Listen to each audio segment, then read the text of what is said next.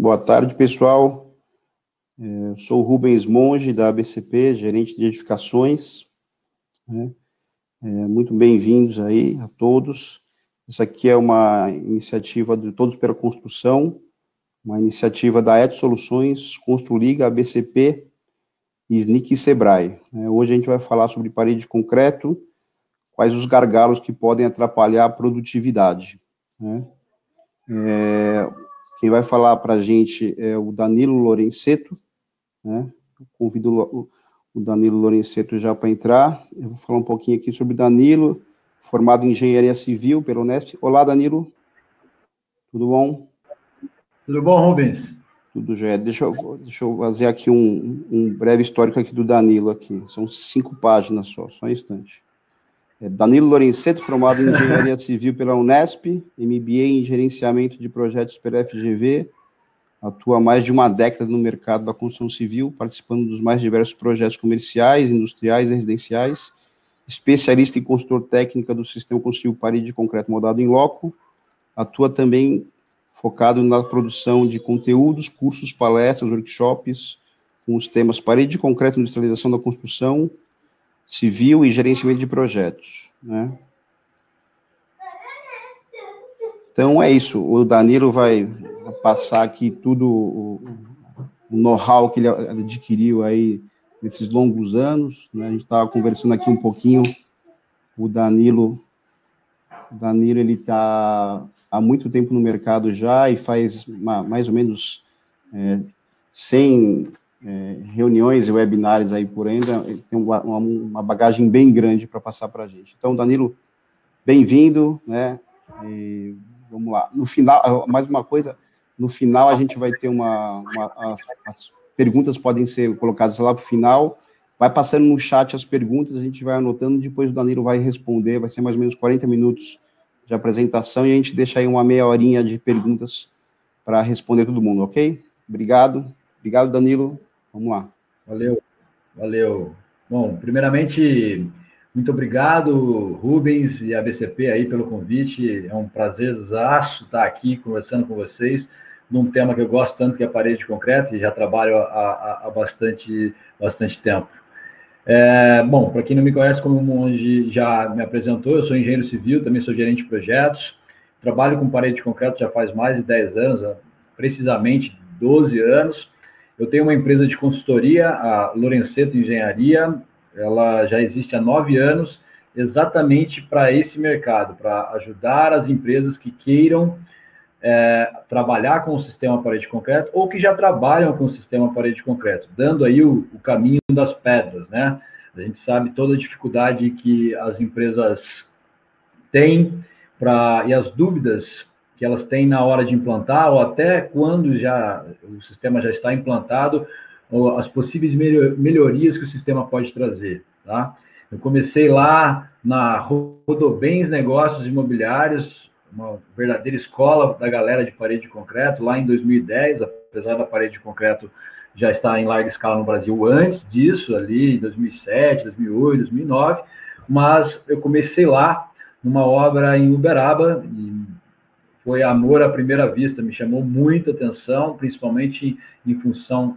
da industrialização da construção civil, a redução de etapas e a alta produtividade, me chamaram muita atenção. Eu pedi demissão da Rodobens com um pouquinho menos de um ano e meio, fiz essa loucura, peguei minha mochila e fui correr o Brasil ajudando as empresas. Depois disso, então, aí, trabalhei em Recife, trabalhei em João Pessoa, trabalhei em Salvador, trabalhei em São Paulo, interior de São Paulo, Goiás, Centro-Oeste de uma maneira geral, Sul, algumas situações, e a gente está aí no mercado desde então.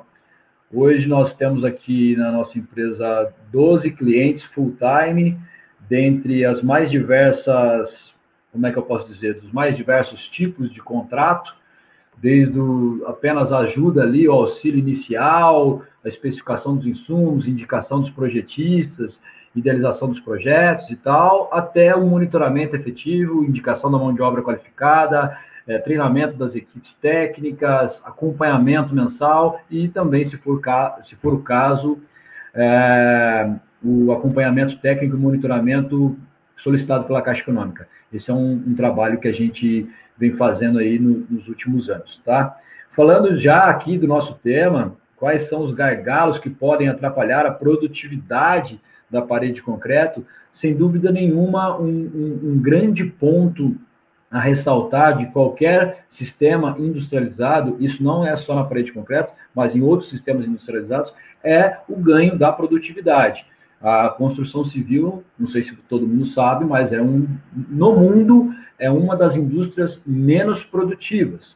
Se a gente compara a indústria da construção civil com a agroindústria, o agronegócio, que é uma outra indústria tradicional, e vê a evolução da produtividade nos últimos 30 anos, a gente vê que pouco a construção civil se evoluiu em comparação com a própria agroindústria. Então, a agroindústria voou enquanto a gente continua ali engatinhando. Tem, inclusive, um relatório bem interessante da McKinsey falando sobre produtividade na construção civil, um relatório de 2017, que ele fala que a indústria da construção civil só ganha na produtividade para a indústria da caça e da pesca. Ou seja, talvez nem deveria ser chamada de indústria de tão manufaturada que é.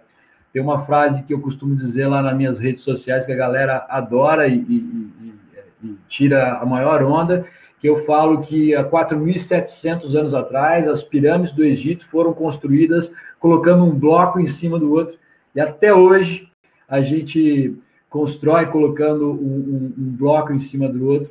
A única diferença é que as pirâmides ficaram bem feitas, né? Bom, então, o desafio é aumentar a produtividade. Então, é produzir mais com menos recursos e com mais qualidade. No sistema específico parede de concreto, eu tenho essas características muito bem definidas. Eu reduzo ali as etapas, já que eu não tenho mais aquela situação de superestrutura tradicional, onde eu teria pilar, viga e laje, e aí eu teria que me preocupar com forma, concreto, armadura de pilar, viga e laje. Depois eu teria ainda a alvenaria de vedação, as instalações embutidas, o chapisco, o emboço, o reboco, para chegar numa situação paralela que possa comparar com o que é a parede de concreto, onde eu tenho basicamente a armadura, as instalações embutidas, a desmontagem, a montagem da forma e a concretagem. Então, eu reduzo aquela grande quantidade de itens a serem controlados e de etapas que, consequentemente, consomem um grande número de recursos, e aí também o fato de ter muitos itens a serem controlados dificulta também a assertividade do resultado. Então, quando eu migro isso para a parede de concreto, onde eu tenho que controlar, talvez, apenas a montagem da armadura, montagem das instalações hidráulicas e elétricas embutidas, se for o caso, a desmontagem e montagem da forma e concretagem, eu tenho só aí um ganho de controle. Então, esse é um ponto importante que eu gostaria de falar para vocês aqui. Especificamente, falando da produtividade, o que me chamou a atenção de cara na parede de concreto, sem dúvida nenhuma, foi a produtividade.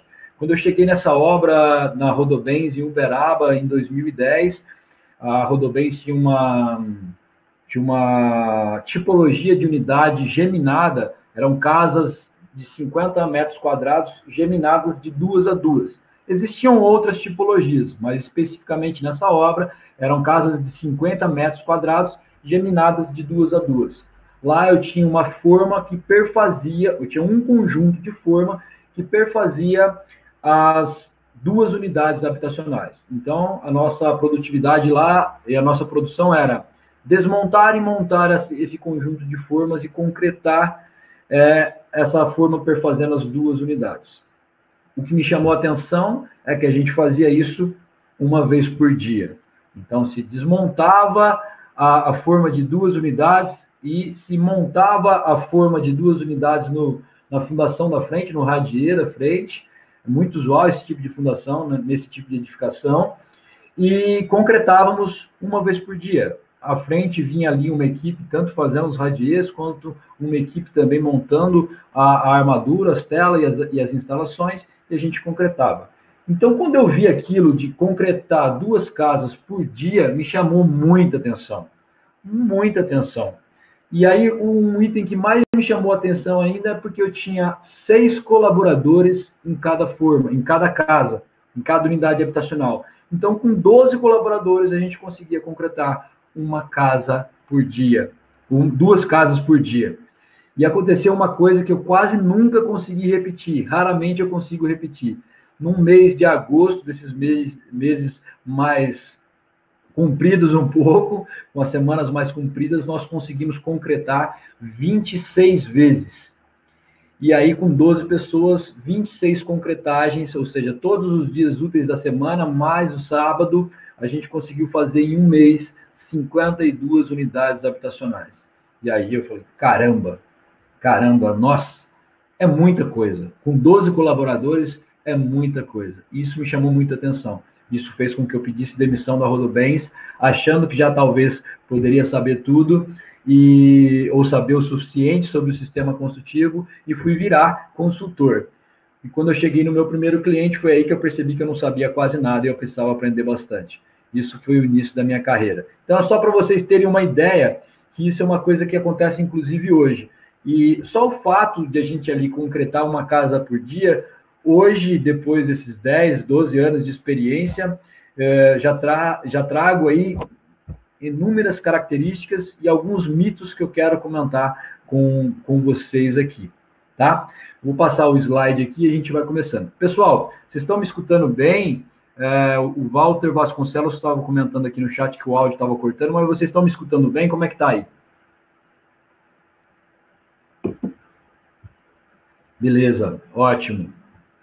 Então tá bom, vamos continuar. Vou passar aqui o primeiro slide e um dos itens que eu acho que é um gargalo que afeta a produtividade, sem dúvida nenhuma, é a tipologia de forma.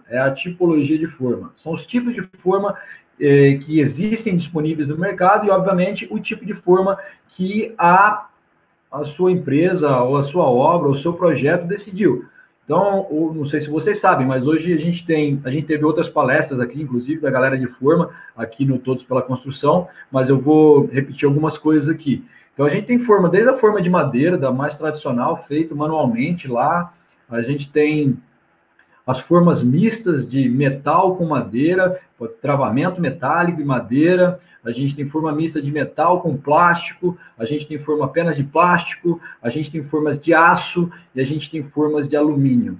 Então, o tipo de forma, obviamente, vai influenciar. Na sua grande maioria dos casos, os painéis das formas são manoportáteis, ou seja, eu consigo tirar e movimentar com a mão. São painéis, se eu falar aí da grande maioria de fabricantes que são as formas de alumínio, são painéis normalmente de 60 por 2,40, um painel maior ali. Antigamente tinha painéis maiores, até de 80 e etc. Hoje em dia não tem tanto mais esse painel mais pesado. Então, a maioria é essa tipologia, a maioria.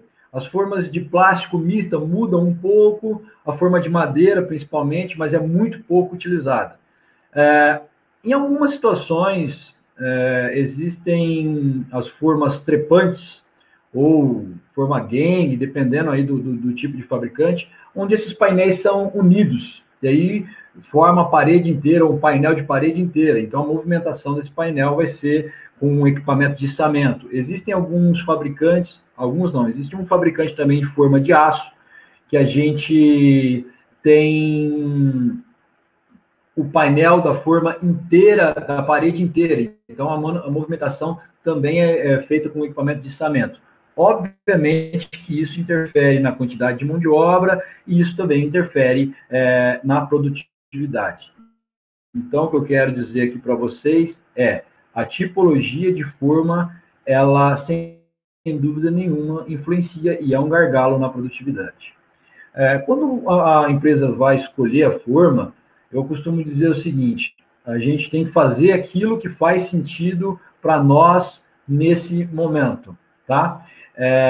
Às vezes a empresa se frustra com o sistema construtivo por ela não conhecer toda a cadeia de fornecedores e não conhecer todas as condições comerciais desses fornecedores para fazer com que aquele sistema seja viável. E aí se frustra pensando, nossa, eu preciso só de uma grande quantidade de unidades para dar viabilidade no sistema parede de concreto. E isso não é verdade. A gente tem fabricantes de forma que, por exemplo, alugam a forma por 2 meses.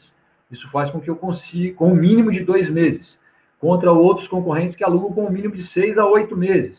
Isso faz com que eu consiga dar viabilidade para o sistema parede de concreto num número menor de unidades. Então, resumidamente, hoje a gente já consegue dar viabilidade para a parede de concreto de 15 a 20 unidades no sistema Minha Casa Minha Vida, na tipologia do Minha Casa Minha Vida, e até uma unidade no alto padrão a gente consegue dar essa viabilidade. Se a forma for mista, obviamente que eu tenho um trabalho duplo ali. Eu tenho que colocar o painel da forma e depois colocar os painéis de travamento e depois eu tenho que parafusar e etc. Então, obviamente que essa produtividade vai ser menor. Essa forma mista, normalmente, ela é mais barata do que a forma de alumínio, por exemplo, que eu consigo, mano, portátil, só vou lá e coloco de uma vez só e elimino. Então, o que eu quero dizer é que o tipo de forma vai afetar a produtividade. E aí eu tenho que fazer essa questão de relação de custo-benefício. Eu estou precisando de uma produtividade X, eu preciso de tantas casas mês, ou tantas unidades mês, ou tantas unidades ano. Com a forma mista, que a produtividade geralmente é menor, eu consigo esse resultado e quanto isso vai custar para mim por unidade habitacional? Não dá certo. Então, se eu for para a forma de alumínio, quanto eu tenho que fazer para o custo da forma ficar viável para mim, assim, assado? Então, é mais ou menos isso. Cada situação é uma situação específica e deve ser analisada. Principalmente levando em consideração esses itens que eu coloquei aí na apresentação. Ó. Quantidade de unidades a serem executadas, prazo de obra e depois, talvez numa segunda ordem, aí, o custo do concreto, etc. E fazer análise se vale a pena comprar ou alugar. Bom, falado esse background aqui, colocado esse plano de fundo, a gente tem algumas situações da seguinte forma. Vou utilizar exemplos de cases reais para que a assimilação dessa informação fique mais correta para vocês. Bom, o sonho e talvez um mito de todo empreendedor que faz parede de concreto é fazer a concretagem de uma unidade habitacional por dia por forma. Por que eu digo que isso é mito? Porque todo mundo chega assim, nossa, já está fazendo uma por dia? Dá para fazer uma por dia? A gente consegue fazer uma por dia? A gente consegue fazer uma unidade habitacional por dia por forma em condições normais de temperatura e pressão, e não 100% das vezes. Então, um número de produtividade interessante que vocês podem adotar aí, até nas análises de viabilidade, é o seguinte, que 90% das vezes, com uma equipe treinada, você vai conseguir fazer uma unidade habitacional por dia por forma. E ainda, vírgula, dependendo da tipologia de forma. Se for uma forma mista, esse número cai um pouquinho para 70%, 75%.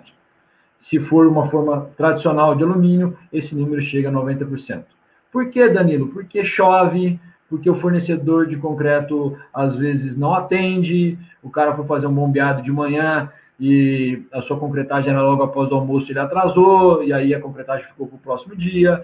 Então, um bom número é usar aí 90%, 95% das vezes você consegue, com uma equipe treinada, fazer uma unidade por dia na forma de alumínio, por exemplo. Então, se eu tenho num ano aí 10 meses, eu tenho 20 dias úteis no mês. Vamos considerar que num ano a gente teria aí 200, 250 dias úteis, 240 dias úteis, talvez um pouco menos. 220 é uma conta interessante, 220 dias úteis. Se eu vou concretar uma unidade habitacional por dia útil nesses 90% das vezes, então, muito provável que você não vai conseguir fazer mais do que 200, 220 unidades por ano com um conjunto de forma ou uma forma. Então, se houver a necessidade de eu concretar mais do que 200, 220 unidades por ano, eu vou precisar de mais um conjunto de formas. Não tenho o que falar. E aí eu vou ter que fazer a minha análise de viabilidade novamente, porque o custo dessa forma embutida nessa quantidade de unidades Se eu não houver tanta repetição, principalmente se esse custo for de aquisição, talvez não comece a ser interessante. E aí eu tenho que começar a avaliar as possibilidades. Se eu estou com a forma alugada, obviamente que a gente quer fazer o mais rápido possível para devolver o mais rápido possível. Vale a pena aí fazer a conta. A dica que eu dou é, estou com o meu projeto aqui, manda aí para os principais fabricantes de forma do mercado, solicitando orçamento de aluguel e solicitando orçamento de compra. Lembrar que a maioria dos fabricantes de forma de alumínio não alugam, apenas vendem. Anteriormente, alugavam, mas hoje em dia, até por uma condição mercadológica, eles não alugam. Existe aí uma melhoria nessa cadeia produtiva ao longo dos anos aí, e algumas situações dessas devem ser melhoradas daqui para frente. Então, é muito provável que um ou outro fabricante tenha talvez um produto intermediário ali, que eu não precise de um produto mais barato, que dure menos, para atender pequenos e médios empreendedores. Então, há um movimento do mercado para que isso aconteça. Na forma mista, principalmente na de plástico com metal, basicamente ela acaba dominando esse mercado mais de pequenos e médios por conta da locação mínima de 2 meses. E aí consegue dar a viabilidade e consegue produzir. Mas um bom número nesse tipo de forma, para quem está começando, é a produção uma forma mista, é a produção de 10 a 12 unidades mensais. Uma casa a cada 2 dias, podendo sim, com uma equipe bastante treinada, depois de uma certa curva de aprendizagem, produzir uma por dia na forma mista também, 90% das vezes. Então, resumindo aqui esse slide, é o seguinte: a tipologia de forma influencia sim na produtividade. As formas mistas tendem a ser mais trabalhosas, mas, por outro lado, elas também tendem a ser mais baratas. Já a forma tradicional, principalmente a forma de alumínio, ela tem uma alta produtividade e uma montagem mais simplificada, por conseguinte, né? E a média de produção, então, que você pode considerar é 200 a 220 unidades por ano, por unidade de forma, por conjunto de forma. E na forma mista, isso cai um pouquinho de 12 a 15 unidades por mês e de 150 a 180 unidades por ano por conjunto de forma, podendo sim chegar a uma casa por dia. Mas levar em consideração na análise de viabilidade que você vai conseguir fazer uma casa por dia, se você tiver com tudo redondinho, apenas 90% a 95% das vezes. Não é um número conservador, tá, pessoal? Eu canso de ir nas obras e todo mundo falar, aqui a gente faz uma por dia, aqui a gente faz uma por dia. E eu pergunto para ele, então pega aí quantas você concretou no último ano e divide por 12 aí, pelo tanto de dias úteis, vamos ver se está dando 100% mesmo, se está dando 102%, 105%, ou se está dando 90%, 95%. A maioria das vezes dá 90%, 95%, porque não depende única e exclusivamente da mão de obra, e sim tem vários outras variáveis que influenciam aí na produtividade. Tá? Então, basicamente, a tipologia de forma interfere sim e bastante na produtividade. Bom, vamos passar aqui para o próximo slide. Vamos falar agora um pouquinho sobre a mão de obra qualificada, né? A mão de obra qualificada. Sem dúvida nenhuma, a produtividade está atrelada ao manejo que eu tenho com essa forma, né? Hoje, depois da grande quantidade de empresas utilizando o sistema parede de concreto, até mesmo a própria Rodobens, quando eu comecei lá em 2010, a Rodobens tinha 70 canteiros de obra fazendo parede de concreto no Brasil. Então, disso se desenvolveu uma escola aí, e uma categoria e uma classe de mão de obra qualificada específica para parede de concreto, específica também para cada tipo de forma. Tá? E hoje a gente tem muita mão de obra qualificada, tem uma legião de montadores de forma espalhados pelo Brasil. Às vezes as pessoas não entendem ou acham que não existem apenas por falta de conhecimento. Conhecer as pessoas certas faz toda a diferença e a gente tem, sim, mão de obra qualificada e disponível no Brasil inteiro para todas as tipologias de forma. Dificilmente a gente não consegue encaixar um ou outro empreiteiro e eu estou sempre escutando alguém me perguntando se eu tenho obra. Então, conseguir uma mão de obra qualificada hoje não é mais um problema, digamos assim, tá? Aquilo que eu já disse para vocês, a mão de obra ela tem que ser específica para a tipologia de forma escolhida. Se você vai usar a forma de plástico com travamento metálico, preferencialmente que essa mão de obra já tenha utilizado e já tenha domínio e manejo desse tipo de forma, e da forma de alumínio a mesma coisa, da forma de aço a mesma coisa. Há também empresas, empreiteiros que têm mão de obra qualificada para atender todas as tipologias de forma. E é também uma evolução e uma escola constante. É muito comum um empreiteiro que tenha uma mão de obra qualificada começar na sua obra com 3 ou 4 trabalhadores que conheçam muito bem e 2 ou 3 que não conheçam nada, e aí ele vai catequizando e capacitando essa galera. Uma coisa também que é muito comum é que essa mão de obra se desenvolveu um pouco além da forma. Então, é muito comum que esse empreiteiro de montagem e desmontagem da forma faça também a fundação, principalmente se for tipo radier e principalmente se for casa, se for unidade habitacional térrea, por exemplo. É muito comum que o empreiteiro de forma também pega o radier para fazer e ele entrega o pacote de concreto como um todo. Ele entrega a fundação pronta, ele entrega as paredes prontas. Muito, muito comum isso acontecer no Brasil, tá? É importante que, obviamente, a produtividade e esse empreiteiro, ou seja, talvez aí a mão de obra própria, é importantíssimo, independente se for a mão de obra própria, que essa mão de obra seja remunerada por produção, por produtividade, e não por mês, tá? Então, você vai pagar por casa, vai pagar por montagem, vai pagar essa equipe por unidade habitacional concretada, e não por mês, senão você vai demorar. Pensa assim, não quero confundir vocês, mas pensa assim, vou começar agora com a parede de concreto, comprei ou aluguei uma forma, eu tenho uma equipe aqui de pedreiro, de servente, de uma galera que gosta de trabalhar, eu vou botar eles aqui mensal para poder produzir as minhas unidades.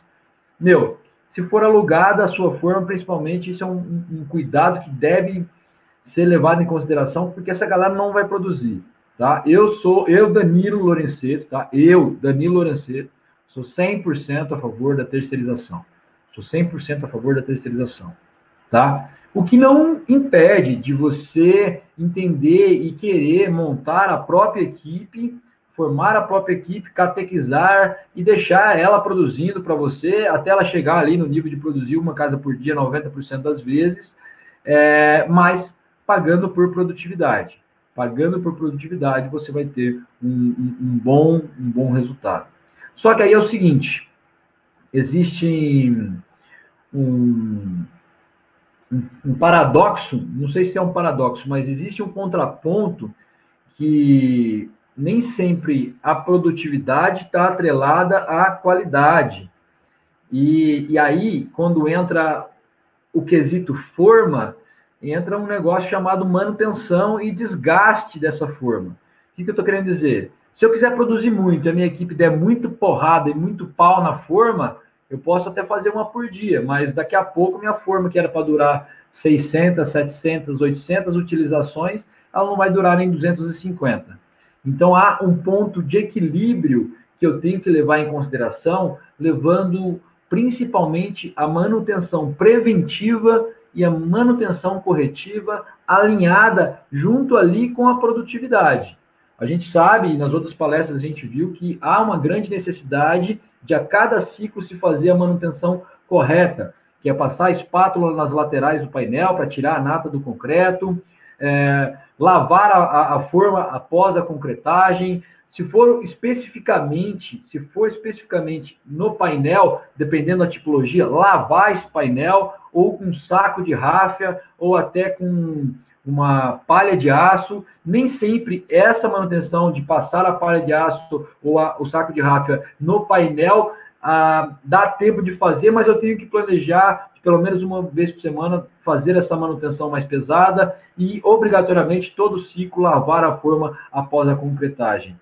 Eu preciso alinhar essa manutenção preventiva da forma ao ciclo, à produtividade, para que eu não tenha uma dor de cabeça maior no futuro. Porque o custo de eu produzir muito rápido, mas sem dar manutenção na forma, talvez ali o custo da parede da unidade não ficar lá aquelas coisas e eu precisar regularizar, ou o custo de depreciação da forma ou de danificar a forma pode ser maior do que eu produzir com mais qualidade.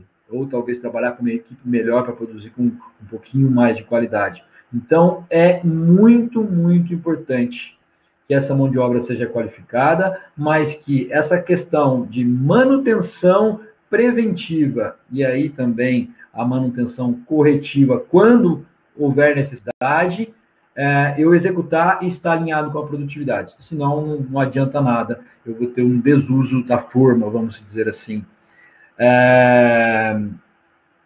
Antigamente, quando a gente ia lá, no auge da Concrete Show, por exemplo, 2012, 2013, chegava lá, tinha 15 fornecedores de forma lá, e a galera, você chegava no estande de forma, o cara falava que a forma dele dava para usar 2.000 vezes. Peraí, 2.000 vezes? Com o passar dos anos, essa é uma interpretação minha também, esse número foi caindo. E se chegou ali no número que é hoje, que é em torno de 1.000 utilizações. Mas esse 1.000 utilizações, obviamente, também é em condições normais de temperatura e pressão, e a gente tem que levar em consideração, sem dúvida nenhuma, o manejo da forma. Utilização dos equipamentos adequados ali, tanto para fazer a desforma, a utilização do desmoldante, isso influencia muito. Hoje eu falo para os meus clientes, que se ele tiver uma boa mão de obra, a conta que ele vai utilizar para poder fazer análise de viabilidade do sistema para aquisição da forma é a utilização da forma de 600 a 700 vezes. Pode chegar a 1.000? Pode. Mas também pode, eu já vi forma, por exemplo, não aguentar 200 usos por conta da paulada, por conta da mão de obra, não ter a cultura da manutenção. Tá? E se a forma for alugada, pior ainda, porque na hora que você devolver a forma, o custo de indenização para o fabricante da forma vai lá em cima, e aí você vai começar a parar para analisar. Então, é muito importante que haja esse equilíbrio e essa linha de raciocínio, sempre, a cada ciclo, eu conseguir dar a manutenção preventiva e sempre que for necessário fazer a manutenção corretiva da forma. Isso vai aumentar a vida útil. Danilo, dá para alinhar as duas coisas? Eu consigo produzir com manutenção 90% das vezes uma casa por dia? A gente consegue. A gente consegue. Então, qual que seria a situação ideal na linha do tempo? Eu produzia aí de 18 a 20 unidades por mês com a minha forma, da manutenção preventiva todos os ciclos e, se for o caso, uma manutençãozinha mais pesada uma vez por semana, lavando e limpando os painéis com mais critério e utilizando os equipamentos de desmoldante correto e prevendo um uso dessa forma de 600 a 700 vezes. Então, é um conjunto. Isso a gente consegue. Isso a gente vê. Quando dá certo, é o que mais a gente vê. Eu fico até muito feliz quando eu chego numa obra e vejo que aquela forma durou mais do que 700, durou 1.000, durou 1.100 utilizações, como eu já vi por aí essa forma durar bastante. Mas, claro, depende única e exclusivamente do manejo. Às vezes, vale a pena pagar mais caro na mão de obra, sem dúvida nenhuma, vai valer a pena em função do benefício que você vai ter, tanto de produtividade quanto de forma, tá? Da depreciação da forma. A galera normalmente não faz conta da depreciação da forma, apenas se assusta com o valor da reforma lá no final, tá? Então, a mão de obra qualificada, sem dúvida nenhuma, vai fazer toda a diferença, mas eu tenho que me preocupar, obviamente, com a questão da manutenção da forma. Em alguns casos, em situações de forma alugada, ou até formas compradas mesmo, há uma condição comercial onde você coloca no contrato que o empreiteiro que está manuseando a forma, ele vai ser responsável pela indenização ou ele vai ser responsável pela depreciação, não depreciação, mas pela manutenção dessa forma ao longo do caminho. Há situações comerciais de acordo comerciais dessa forma, tá? Aí depois no final aqui eu falo, mão de obra terceirizada ou mão de obra própria? Treinar ou contratar? Aquilo que faz mais sentido para você no primeiro momento. Se você está começando com o sistema, eu sugiro que você comece com uma mão de obra qualificada. Vai diminuir a chance de problemas, vai ali te aliviar um pouco no início. Mas o sistema é super tranquilo, super fácil de capacitação. É basicamente desmontar e montar, carregar, manutenção, cada peça no seu lugar. Não é difícil e aí você consegue um bom resultado, tá? Então, preferencialmente, trabalhar com uma mão de obra terceirizada, mas nada impede de você treinar e capacitar se você assumir que isso vai acontecer e vai haver uma curva de aprendizagem aí no começo. Mas sempre e em qualquer situação, preferencialmente, pagar por produção, pagar por unidade concretada. Isso vai fazer total diferença aí. Beleza? Vamos para o próximo. Eu estou vendo aqui, já tem algumas perguntinhas aqui. No final, daqui a pouquinho, daqui 10, 15 minutinhos, a gente já vai falar Eu vou responder as perguntas aqui. Tá bom, pessoal? Vamos lá. Equipamentos. Bom, a gente tem aí, falando aí principalmente de prédios, não que em obras pequenas a gente não tem, mas o equipamento, talvez a utilização, dependendo do tipo de forma, dependendo da altura, e aí eu vou utilizar uma grua, vou utilizar uma forma trepante, que é essa forma que eu disse, principalmente dos painéis externos, que eles estão todos colados, vamos dizer assim, em vez de ser de 60 por 240, é um painel inteiro. Essa grua vai fazer a movimentação desse painel, obviamente que eu vou ter um aumento de produtividade ali. Vou ter um aumento de produtividade que eu vou montar tudo de uma vez. Em contrapartida, eu tenho o custo da grua. Eu tenho visto, na grande maioria dos casos, o seguinte, que a grua está sendo utilizada para edifícios com mais de 10, 12 pavimentos. A grua está sendo utilizada. E aí, se faz uma análise técnica, de viabilidade técnica também, econômica, em função do custo da forma trepante, nos painéis externos, principalmente. Tá? Então, isso é um ponto relevante que afeta na produtividade. Escolher o equipamento certo para ajudar na montagem. Lembrar que cada vez, quanto mais alto, mais difícil a montagem manual. E tem toda essa questão da segurança, inclusive, que pode realmente atrapalhar. Tem aí os equipamentos de segurança, que não são poucos, né? A gente sabe que a gente tem um jogo de plataforma. Essa plataforma está fixada no pavimento inferior, ali nas faquetas do pavimento inferior, mas eu tenho, além do tablado, eu tenho o guarda-corpo, mais a linha de vida, tem toda uma preocupação, e normalmente a gente tem um jogo de equipamento a mais do que de forma, porque eu tenho que perfazer o perímetro inteiro, enquanto eu estou desmontando, eu tenho que ter um lugar para montar, então eu também, nos prédios, comparando com a produtividade das unidades habitacionais pequenas, por exemplo, no prédio eu vou ter que ter uma mão de obra a mais para a montagem do sistema de segurança, senão vai afetar a minha produtividade e pode atrapalhar. É muito comum, eu não citei aqui, mas é muito, muito comum também, principalmente na tipologia térreo mais 3, a utilização do manipulador telescópico. Não sei se você sabe o que é isso, mas é como se fosse uma mistura de uma retro com um mini guindaste, um caminhão muque e uma empilhadeira. Então, é um tratorzinho que tem uma lança telescópica, que tem um garfo de empilhadeira na ponta, podem ter outros equipamentos, ele acaba ajudando na movimentação ali, levar a tela, ou até segurar painéis de forma, levar para um determinado local, principalmente em obras térreo mais 3, em função da altura. Esse manipulador telescópico também é bastante utilizado e isso também interfere. É um gargalo de produtividade. Tá? Bom, aí vem talvez a parte mais importante de tudo isso, né? Então, o primeiro passo, o seu planejamento operacional ali, a sua quantidade de unidades a serem concretadas, isso que você planejou executar por mês tem que ser levado em consideração todos esses itens que a gente já falou atrás. A gente tem que fazer essas simulações. Quantas vezes eu vou fazer uma casa por dia? Qual é o tipo de forma? A mão de obra é própria ou mão de obra terceira? Eu vou ter que considerar uma curva de aprendizagem. Então, mesmo que a mão de obra capacitada, nas primeiras montagens vai demorar um pouquinho mais. Então, tem que levar em consideração, nas primeiras montagens eu não vou fazer uma por dia. Talvez uma a cada 3 dias, depois diminuo para uma a cada 2, depois uma por 1. Isso 90% das vezes, colocando ali uma folga de pulmão, levando em consideração a manutenção, tá? Aquilo que eu disse, considerar pausas para manutenção preventiva e corretiva e fazer o controle de produção diário. Então, era para ter produzido uma casa, produzir uma, era para ter produzido 3, produzir 3.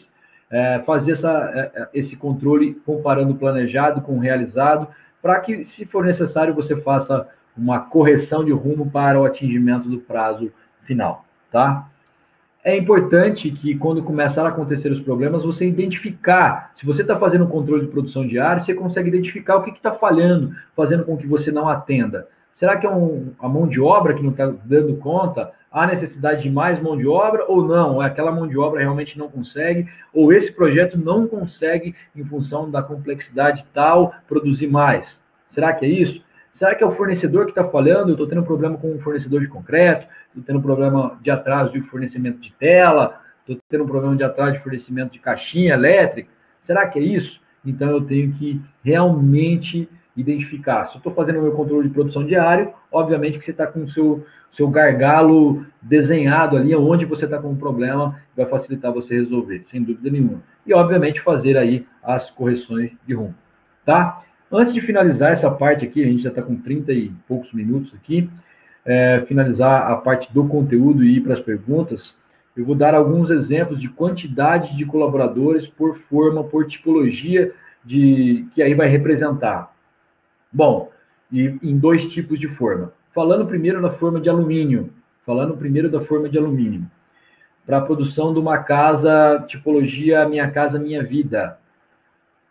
Aproximadamente desmontagem, montagem da forma e concretagem, normalmente é a mesma equipe. A equipe de armação está separada junto com as instalações, que ela vai na frente. Para uma casa, essa equipe de armação e instalações normalmente é composta por 1 ou 2 colaboradores. E a desmontagem e montagem da forma de alumínio, entre 6 a 8 colaboradores por forma por unidade habitacional de 50 metros quadrados, tá? Na forma mista de plástico com metal, esse número é um pouquinho maior. Apesar de na armadura de parede, nas instalações, terem os mesmos 2 colaboradores, na montagem da forma, esse número aumenta aí para 8 a 10 colaboradores. Nas 2 situações, levando em consideração que já se passaram a curva de aprendizagem e essa mão de obra já é qualificada, nas 2 condições para produzir uma casa por dia, 90% das vezes, tá? No prédio, isso muda um pouco, principalmente na tipologia térreo+3, que é muito comum a gente ter um conjunto de forma que perfaz 2 unidades habitacionais, mais o hall, a escada. Então, a gente acaba montando 2 unidades habitacionais, rotaciona e monta. Então, até por conta da montagem da armadura da laje, que é uma laje maior, das instalações hidráulicas, elétricas e hidráulicas também, da laje, que eu tenho que fazer só após a montagem da forma, e no dia da concretagem, eu tenho um número maior de colaboradores na montagem da tela e nas instalações. Então, vai uma equipe na frente, 2 a 4 colaboradores, e na montagem da tela da laje das instalações, também eu tenho ali de 2 a 4 colaboradores. Na montagem da forma, por unidade habitacional, eu vou ter, sim, sem dúvida nenhuma, de 6 a 8 colaboradores em cada tipo de forma. Danilo, mas na minha obra aqui a gente consegue com 4 em cada forma. Ótimo, beleza. Na minha obra aqui eu consigo com 12. Ótimo, beleza, não tem problema. Eu dei um número médio que é trabalhado aí nas obras e nas edificações do Brasil. Então, numa tipologia térreo+3, onde eu tenho um conjunto de forma que faz 2 apartamentos mais hall escada, eu vou ter ali 4 colaboradores nas instalações de armadura e eu vou ter aproximadamente 8 em cada forma. Então, de 20 a 24 colaboradores na montagem para poder fazer 2 apartamentos por dia, porque aí eu tenho 2 formas numa escala de produção tradicional, de 20 a 24 colaboradores. Certo? Pessoal, eu acho que é isso. De conteúdo, é isso que eu tenho aqui para poder falar para vocês. Não dá, esse é um tema que eu falaria aqui, sei lá, um dia inteiro, sem problema nenhum. E então, mas eu acho que consegui resumir aqui em alguns pontos principais. Uma coisa que eu não fiz aqui, e eu também não costumo fazer, é ficar calculando hora homem por metro quadrado. Eu acho interessante eu compartilhar a informação dessa maneira que eu disse para vocês. Apesar de que lá no nosso núcleo de parede concreta tem um artigo bastante interessante falando sobre hora homem por metro quadrado, mas é o seguinte, para produzir uma casa por dia, 90% das vezes, é isso. É 6 a 8 colaboradores na forma de alumínio, 8 a 10 na forma de plástico metal, e no outro conjunto de 20 a 24, resumidamente, entenderam? Mas a gente pode traduzir isso em hora homem, mas a gente acaba não pagando por hora, por mês, a gente acaba pagando por produção, por unidade, ou às vezes esse preço até por metro quadrado ou por metro cúbico, mas é por produção, então eu não quis fazer essa relação aqui, por mais que a gente falasse de produtividade. Beleza? Muito bom, Danilo. Foi bem esclarecedor. Tem umas perguntinhas aqui que eu fui pescando para você. A primeira delas, do Walter Vasconcelos. Quais as características do concreto para alcançar uma produtividade planejada? Na teoria é o seguinte, o concreto em si, ele não afeta na produtividade, né? Claro, eu vou ter ali um tempo de concretagem, e esse tempo de concretagem depende do concreto, mas o concreto muito usual na parede de concreto é o autoadensável ou superfluido, ou com característica de adensamento de autoadensável, né? Que às vezes a gente acha que acha o concreto autoadensável, mas ele não é. Mas ele tem uma característica de adensamento que atende à parede de concreto. Obviamente que se eu tiver um concreto que não seja autodensável, minha produtividade vai ser afetada, mas isso não acontece na parede de concreto. A gente não costuma trabalhar com concreto que não tenha essas características aí. Perfeito. Aqui o Rafael Henrique, ele está perguntando o seguinte, resultado de investimento, para você comparar painel tipo gangue versus montagem de painel manualmente. Isso no investimento. Eu assumiria aquela posição que eu disse. Se a edificação tiver mais que 10 pavimentos, começa a valer a pena eu fazer a análise. A gente tem conseguido bons resultados acima de 10, 12 pavimentos com a grua e o painel trepante. Tanto em função que aí entra o custo da grua também. Do custo da grua e da quantidade de mão de obra que eu vou reduzir ali na montagem. Então, começaria a valer a pena o investimento se a minha edificação tiver mais de 10, 12 pavimentos, na maioria dos casos. Bacana. A Larissa fez uma pergunta aqui extensa, para dar uma resumida aqui. Primeira coisa, a gente tem que ver, ela perguntou como fazer aí que viabilize, fazendo a parede de concreto, tem a qualidade igual à parede convencional, né? Primeiro, você vê distinção disso? A parede de concreto tem qualidade maior, menor, igual ao convencional? Primeiro que a galera costuma comparar a parede de concreto com a perfeição, né? Então ele chega lá na obra e fala assim, e esse risquinho da forma aqui? O que é isso aqui? Não, vou comparar com o convencional. Óbvio que eu tirei a forma, a parede não está pronta. Às vezes, dependendo do concreto ali, se for um concreto aparente, que até está na moda agora, que a gente tem conseguido, com a mesma forma do Minha Casa Minha Vida, fazer o concreto aparente da parede de concreto. Mas não é o caso, essa parede vai sofrer uma regularização ali.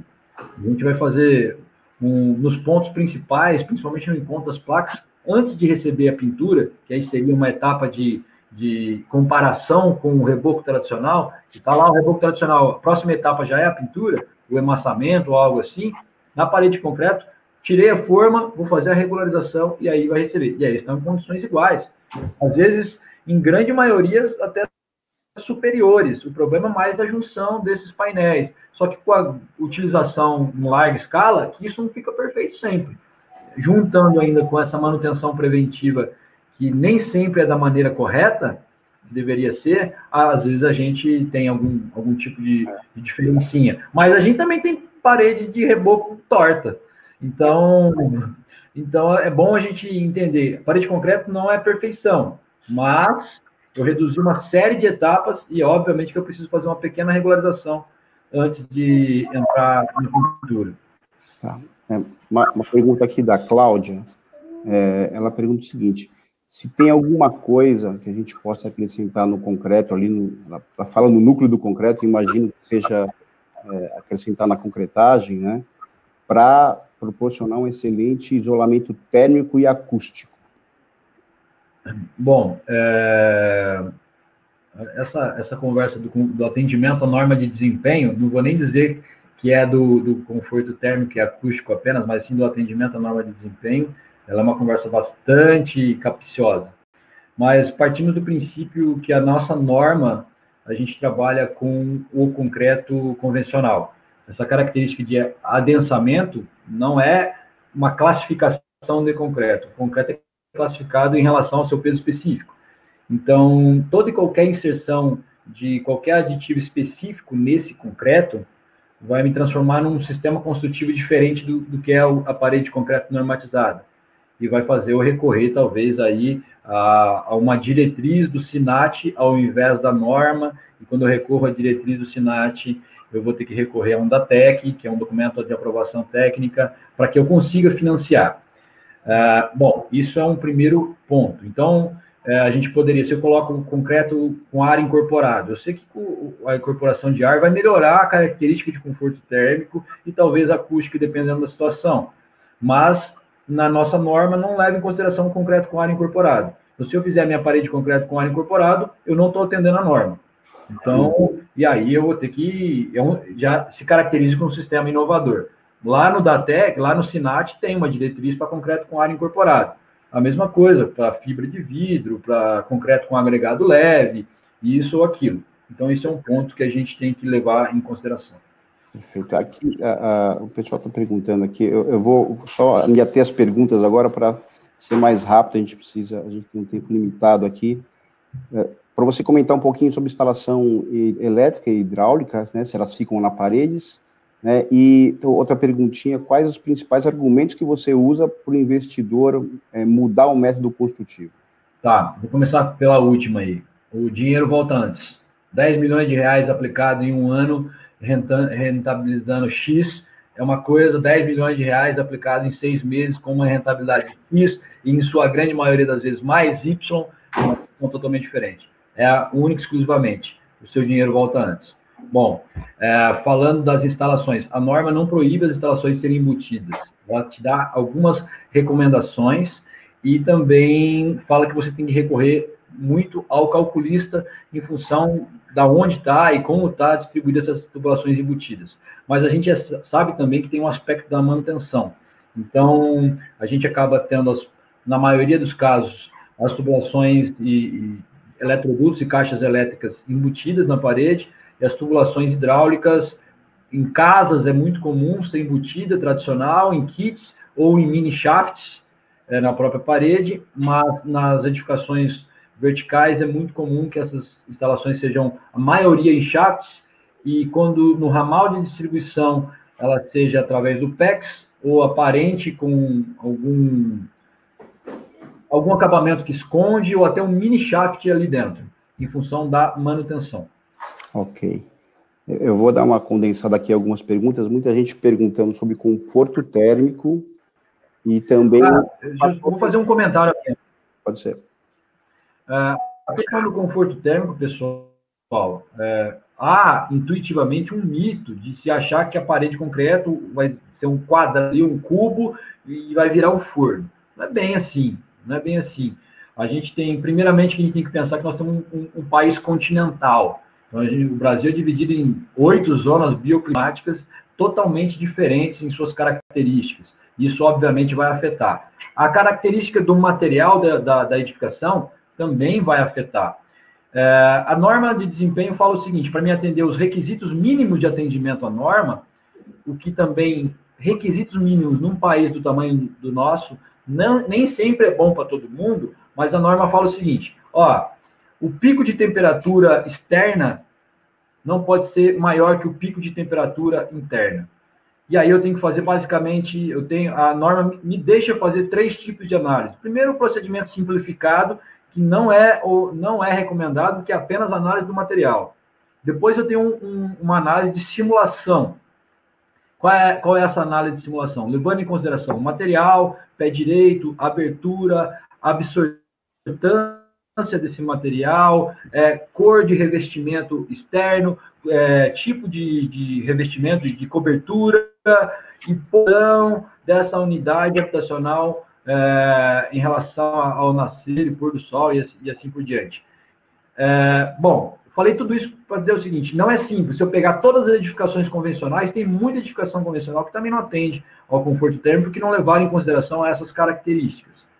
Há um resumo que, depois de serem executadas várias simulações, e a própria Caixa Econômica orienta dessa forma, e até a diretriz 001 do SINAT, a revisão 02, que foi o documento que se baseou a norma, há um resumo ali que fala o seguinte, das zonas bioclimáticas Z1 a Z7, edificações, paredes de concreto, 10 centímetros, concreto 25 MPa, pé direito maior ou igual a 2,5 metros, edificações até 5 pavimentos, atendem aos quesitos de conforto térmico. Zona bioclimática 8, que é a mais complicadinha, além dessas características, eu tenho que obrigatoriamente estar pintada as faces externas com tonalidade clara e eu tenho que ter um produto de isolante térmico na cobertura.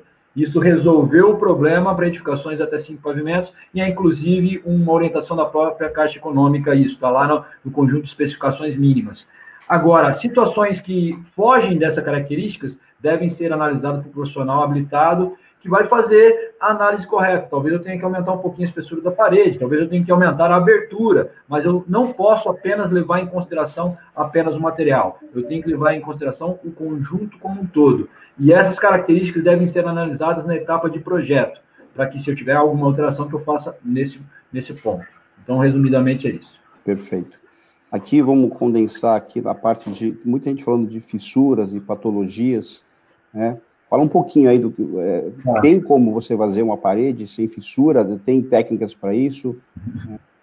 Bom, primeiro que fissura em qualquer estrutura de concreto armado existem as fissuras, elas estão lá. Às vezes a gente não está vendo a olho nu, ela está escondida, mas sempre existe. Eles tiram e existem.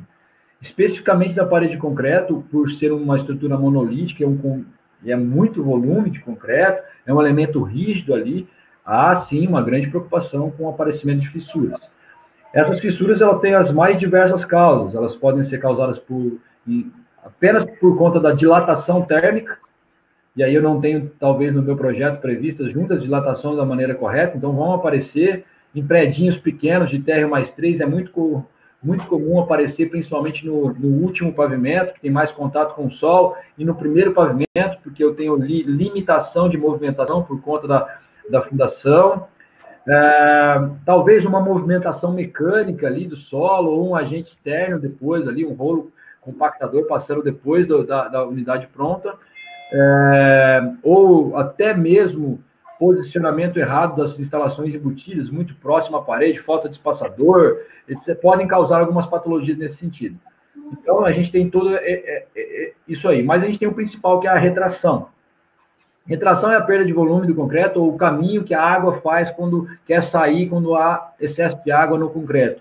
Por mais bem dosado que seja o concreto, por mais que seja a mesma pessoa, a mesma balança, a mesma máquina, a gente tem diferenças de caminhões e betoneiras para caminhão-betoneira. Então, de caminhão para caminhão, a gente tem características diferentes. Inclusive, sei lá, tempo que ele ficou esperando, temperatura do agregado, distância, posicionamento e quantidade da hora da adição do aditivo e assim por diante. Basicamente, a gente tem 3 tipos de retração. A gente tem uma retração inicial, que é quando o concreto ainda não passou a armadura, mas ainda ele precisa expulsar um pouco de água ali se estiver em excesso. Aí a gente usa a fibra de polipropileno sem função estrutural, essa fibra de polipropileno ajudar a, nesse momento, esse traço ter uma coesão maior e expulsar a água que tiver em excesso. Depois a gente tem a cura, a retração química, porque é a perda dos volumes dos cristais do cimento, depois que ele começou a curar, aquela murchadinha que a gente vê, normalmente em laje a gente olha assim, a gente vê ali que murchou um pouco, e depois a gente tem a perda por fluência do concreto, a retração tradicional, que aí tem uma parcela de armadura que é calculada para ajudar nisso. Mas, resumidamente, o ponto-chave para se evitar as fissuras é um bom projeto, levando em consideração aí os pontos de junta de dilatação e prevendo os reforços das armaduras, principalmente nos cantos dos vãos, ali em cima, embaixo, nas laterais, respaldos, um bom traço, muito alinhado com as características da minha região, dos insumos sendo utilizados na minha região, com uma grande quantidade de finos, etc., e uma boa cura, seja ela com água ou seja ela química, preferencialmente a cura química, mas que se faça a cura. Então, isso vai diminuir drasticamente a incidência de fissura. Mesmo assim, elas podem acontecer. E esse tratamento vai acontecer com um material desses de tapa-trinca e veda-trinca tradicionais. Se eu fiz esse tratamento e a fissura voltou, eu tenho que voltar e corrigir um desses 3 itens aí. Talvez o traço, o concreto, o projeto e a cura. Eu tenho que revisar esses pontos. Não estou te escutando. Vamos fazendo aqui a última pergunta, e aí depois eu queria deixar um espaço para você aí, dar uma palavra final para o pessoal, né? Tá. Tem uma coisa específica aqui, o Marcelo Diego está perguntando assim, como contornar a questão dos rebaixos nas áreas molhadas, além de fazer diferenciação de contrapiso, qual é outra solução? Muita gente não gosta do contrapiso na parede de concreto. Muita gente não gosta. Eu não sou contra, na verdade eu sou até mais a favor em função de a gente não ter uma mão de obra tão qualificada ali e eu ter ser um problema clássico do Minha Casa Minha Vida, por exemplo, a água não correr para o ralo. Não é nem pela diferenciação ali, talvez, dos níveis, mas eu ter recurso na hora do assentamento da cerâmica para conseguir direcionar a água para o ralo. Mas há a possibilidade de eu executar as lajes com rebaixo. Mas há um problema, obviamente, na forma, porque uma forma, já que o rebaixo começa na face da parede, então vamos supor que eu tenho um banheiro aqui e um quarto aqui. O banheiro é 3 centímetros rebaixado. A parede aqui do lado de cá vai ter que ter 3 centímetros a mais ali. E a hora que eu colocar a forma, essa forma vai ficar descalça. É muito comum a gente executar o rebaixo no limite da parede e depois vir com uma massa podre, que a gente chama, uma massa uma argamassa de cimento fraca, apenas para regularizar aonde eu vou apoiar a forma. E depois eu venho e quebro essa massa podre. Ou eu posso executar o rebaixo já levando em consideração a espessura da forma. Só que aí esse dente que vai criar vai me dar um trabalho um pouquinho maior na hora da execução, porque eu vou ter que quebrar isso. A execução em si não é tão complexa. Essa forma é feito um requadro interno dentro dessa forma com uma cantoneira fixada nas laterais ali, e a galera tem uma manha ali, deu uma curadinha ao concreto, começou a puxar um pouquinho, ele tira o excesso ali dentro e faz o acabamento dentro do rebaixo, dentro dessa cantoneira. Perfeito. Quer passar um recado pro pessoal? Bom, pessoal, primeiramente, muito obrigado, Monge, obrigado à BCP, e parabéns aí vocês todos pela construção, pela iniciativa. A gente estava até conversando anteriormente, hoje talvez o maior preconceito da parede de concreto, por mais que venha diminutivamente ao longo do dia, eu vejo isso com muito bons olhos, é a falta de conhecimento. Eu não conhecer e julgar ou criticar, mas sem conhecer efetivamente aquilo. Então é muito importante que vocês todos busquem bastante conhecimento sobre o assunto sobre parede de concreto. Eu deixo aqui a disponibilidade das minhas redes sociais, eu tenho os meus cursos, os meus treinamentos, amanhã também eu tenho mais um treinamento, e vamos juntos nessa luta aí, sem dúvida nenhuma, melhorar fazendo o nosso papel de melhorar a produtividade da construção civil, melhorar a qualidade da construção civil brasileira, e eu tenho certeza que com a parede concreta a gente consegue fazer isso. Mais uma vez, muito obrigado, e fico à disposição de todos vocês aqui, ó. Eu vou escrever aqui no comentário o meu Instagram, que é @Danilo Lorenzetto. Vou deixar aqui também, vou fazer essa loucura aqui, o meu telefone para vocês, e também vou deixar o meu e-mail, caso haja necessidade, e no material didático aí, no último slide, já tem lá também o meu telefone e o meu e-mail. Tá bom? Espero que vocês tenham gostado. Valeu, muito obrigado, obrigado, Monde, obrigado, ABCP. Perfeito, Danilo. A gente está lembrando aqui que essa iniciativa de Todos pela Construção é uma iniciativa da Etos Soluções, Construliga, ABCP, SNIC e Sebrae. Obrigado pela presença. A gente acredita muito nessa passagem de conhecimento, é muito importante, né? Não só na construção civil, como em tudo. O importante é a gente passar o conhecimento aí para cada um viver um pouquinho melhor. Se cuidem, até o próximo evento, um abraço.